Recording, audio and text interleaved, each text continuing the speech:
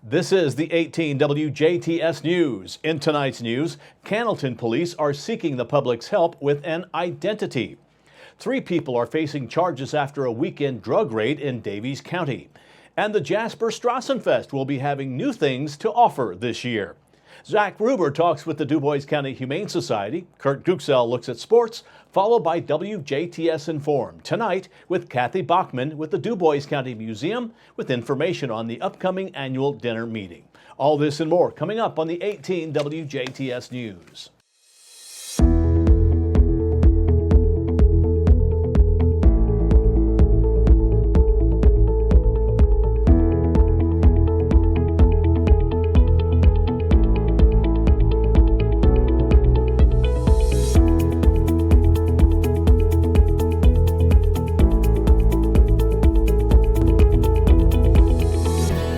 Good evening, I'm Bill Potter with the WJTS News.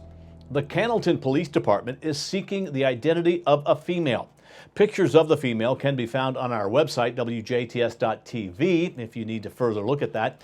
If you can identify her, call the Cannleton Police at 812-547-2111, 547-2111, or 812-547-7068, 547-7068. Earlier today, the Jasper Police Department was seeking help in identifying subjects of their own.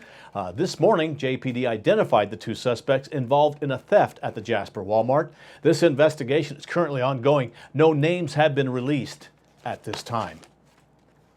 A Jasper man is facing additional charges after resisting arrest.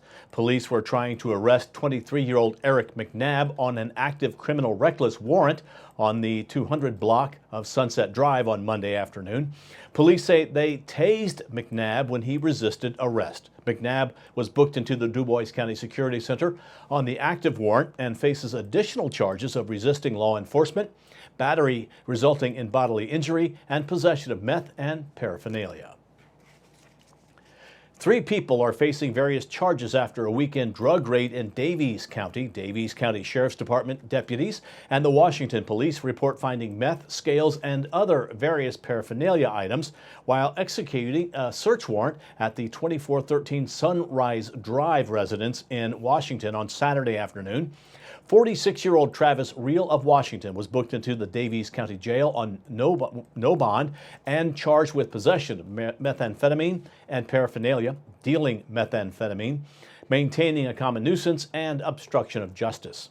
39-year-old Rachel A. Lamond of Caneyville, Kentucky, was booked into the Daviess County Jail on a $2,500 bond and charged with visiting a common nuisance and possession of a syringe. 38-year-old Natalie Mundy of Lagodi was also booked into the Daviess County Jail with no bond and charged with visiting a common nuisance and on an active failure to appear warrant. A Princeton man was arrested for driving without a license over the weekend. On January 12th at 2:45 a.m., Deputy Michael Rose observed a red Saturn SUV run over a curb at Fast Tracks gas station located on East Broadway in Princeton. Upon initiating a traffic stop on Main Street near Mulberry, Deputy Rose identified the driver as 26-year-old Javier Lopez Velasquez of Princeton. During a roadside investigation, Deputy Rose ran Mr. Velasquez through the National Crime Information Center and the Indiana Data and Communication System and discovered that Mr. Velasquez had never been issued a valid operator's license. At the conclusion of this investigation, Deputy Rose placed Mr. Velasquez into custody and transported him to the Gibson County Jail, where he was charged with operator never licensed. He has since posted a $450 bond. The Jasper Strassenfest will be having new things to offer this year. New features at this year's Jasper Strassenfest will include a festival half-pot drawing with a guaranteed minimum payout of $5,000 to the winner.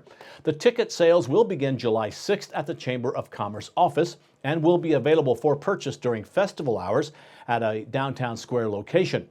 Proceeds from the half pot will go towards the DuBois County Scholastic Excellence Award scholarships to benefit DuBois County students attending VU Jasper, as well as other improvements to the Jasper Strassenfest.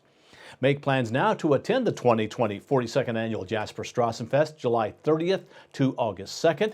in and around downtown Jasper. For more information about the 2020 Jasper Strassenfest activities and events, contact the Chamber of Commerce at 812-482-6866, 482-6866, or visit the website jasperstrassenfest.org, or you can follow them on Facebook. Kimball International has announced it will consolidate its manufacturing operations. Kimball International Incorporated will consolidate its manufacturing operations and implement a company-wide approach to all corporate business practices, including legal, compliance, and environmental, social, and governance. This plan is designed to enable Kimball International Connect strategy through increasing value across their business units and the enterprise. Kimball has created 2 new roles to support these changes. Greg Munier has been promoted to Executive Vice President, Kimball International Global Operations, and Mark Johnson will join the company as Chief Legal Governance Officer and Corporate Secretary. The Global Operations team will include manufacturing, supply chain, engineering, logistics, R&D, safety, and environmental. To lead the corporate business practices and legal affairs, Kimball International recruited Johnson, who was previously Deputy General Counsel at Newell Brands Incorporated.